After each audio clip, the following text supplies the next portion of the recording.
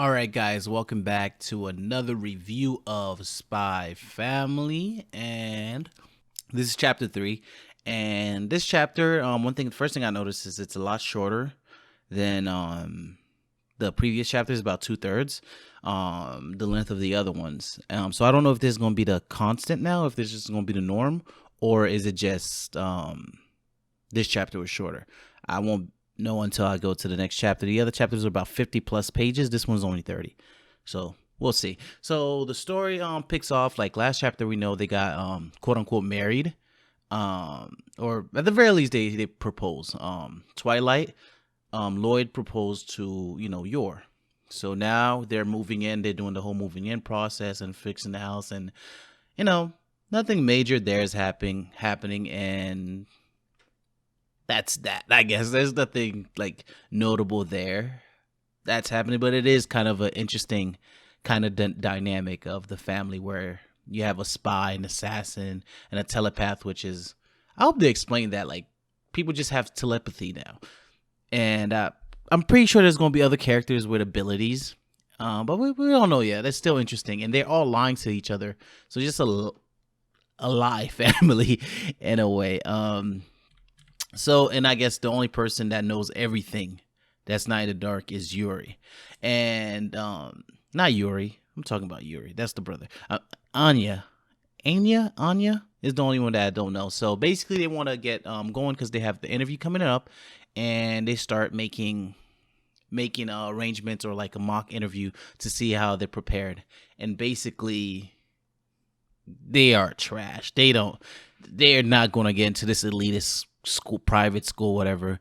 And Lloyd like immediately just gives up after one time of them giving the wrong answers or fucking up. He just gives up on them or whatever. And I'm like, okay, that was quick, buddy. You ain't even giving them a goddamn chance.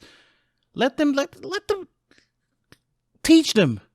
But I guess he's not that type. So he decides like, yeah, let's just go out as a family outing, just so we could, see how it is. The high society type of lifestyle. They go out, and I think the first place they go to is an opera. Basically, freaking Yor is just confused, like, what the fuck is this? Like, just that's not her scene, I guess. Anya is sound asleep, and Lloyd basically is the only one attentive, but we find out because of his job, of his spy, he gets access to a lot of places. He could get tickets. He could just get favors done.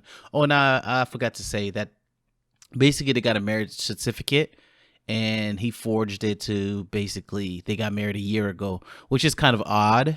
Because last chapter, Yor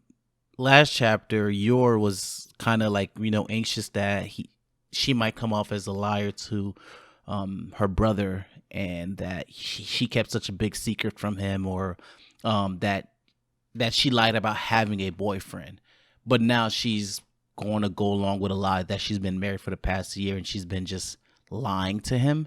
So that seemed a bit odd. But the reason that Twilight did this is because he said it might seem a little odd if the marriage certificate is just very recent, like a couple days before the interview. They might find it a little bit odd. The interviewers might find it odd that he just got married, but that's strange. I don't think they would ask you for your marriage certificate.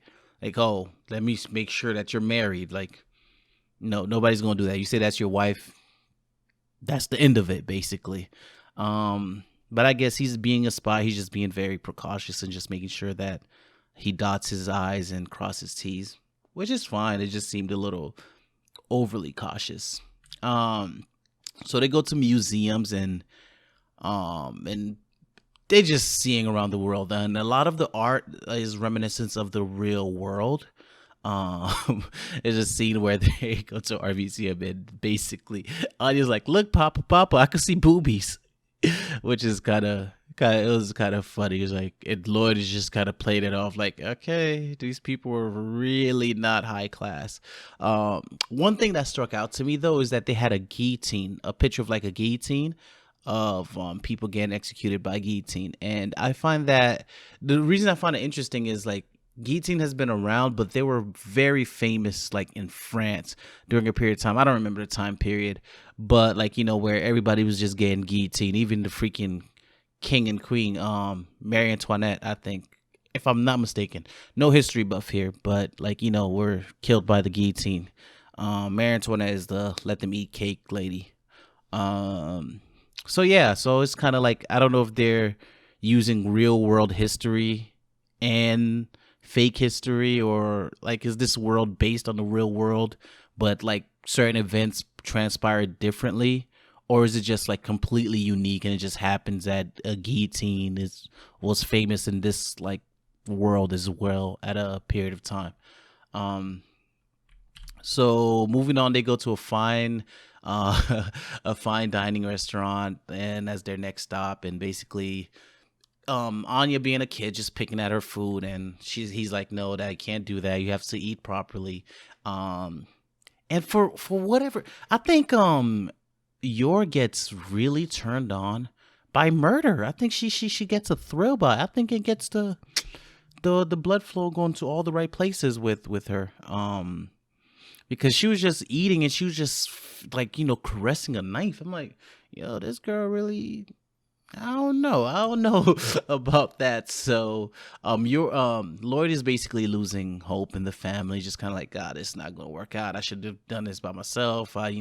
Maybe I should just basically plan out all the questions and give them or find a way to feed him. He's just losing hope on it, and then basically Yorda says, hey, let's just go to go see the city. She has her like a special spot that she likes to go, so she goes there. Um, she goes there to see what's going on, and they like the city, and it looks nice. It's just a nice little scenery, and this guy walks by and snatches a little purse snatcher, steals from this old lady, and runs away. And Yor immediately jumps off the balcony, full sprint, runs down to go chase down the freaking burglar. Uh, and this caught me a little off guard because throughout the whole story, like the rest of the chapter, no eyebrows were raised by Lloyd, by Twilight. That why can an ordinary woman that just works at the city hall be so athletic or so extraordinary? It's just like it seems a bit odd for him to be such a great spy and like no questions are raised or nothing like sparks his interest in her demeanor and attitude.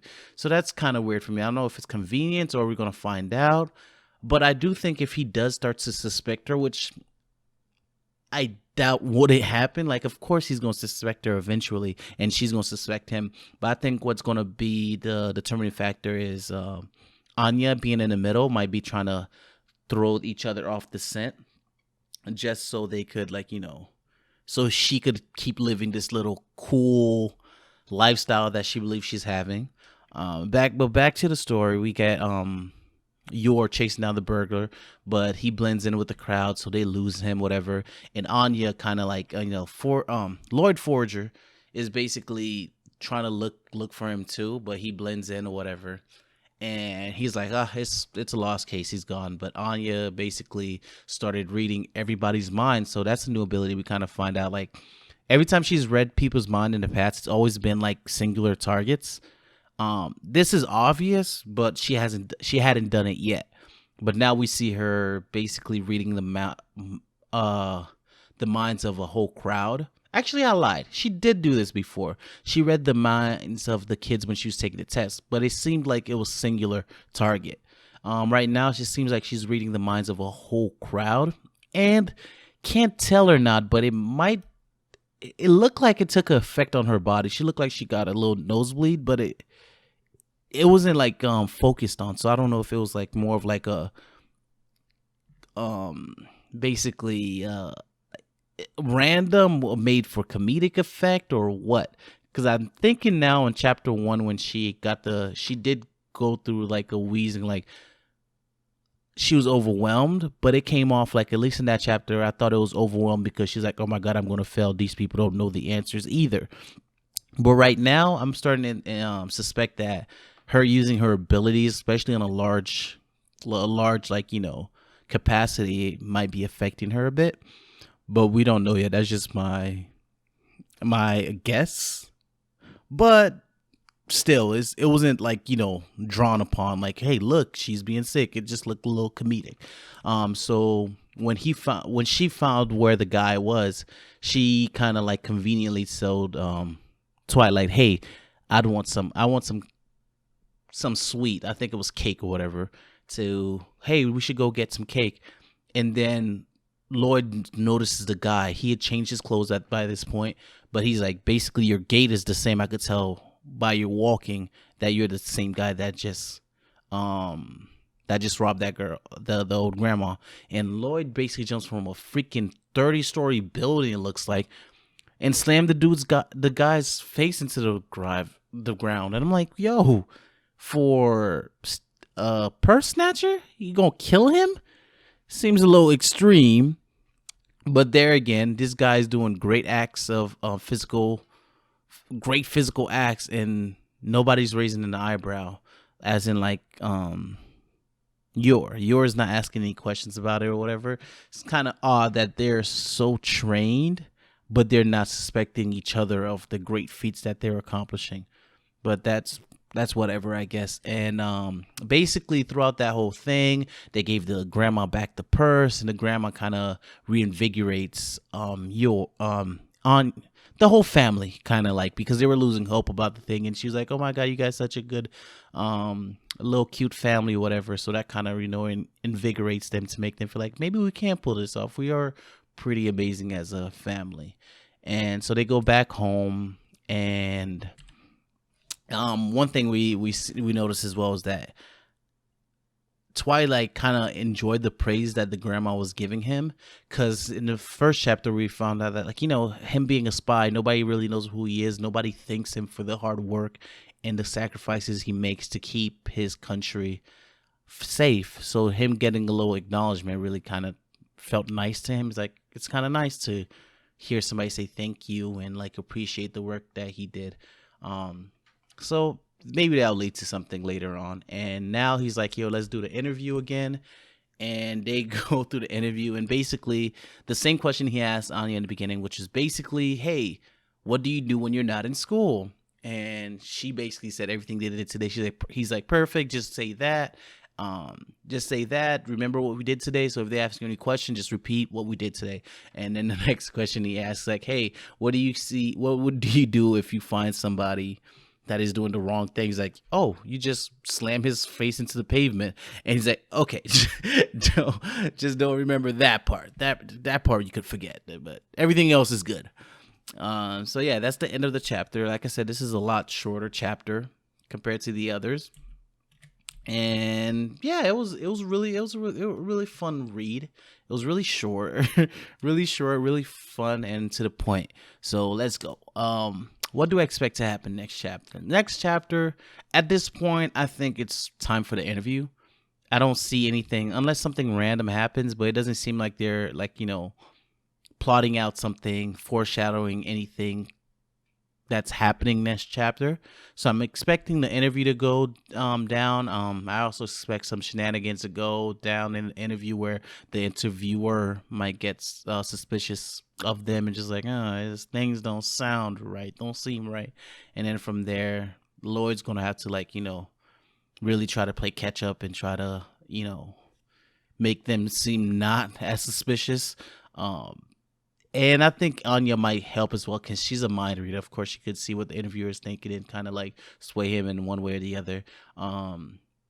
Yor's bloodlust might start kicking when she gets frustrated with the interviewer and the questions he or she might be asking. And yeah, I think that's it. This chapter was short and sweet and to the point. So for rating wise, I'd give it a, I guess there's progression in it. Now they're living together and they're kind of starting to be like a family. So I give it a 7.5. Nothing crazy happened. No new crazy revelations or anything like that. And yeah, that's about it. All right. And with that, guys, I'm out of here.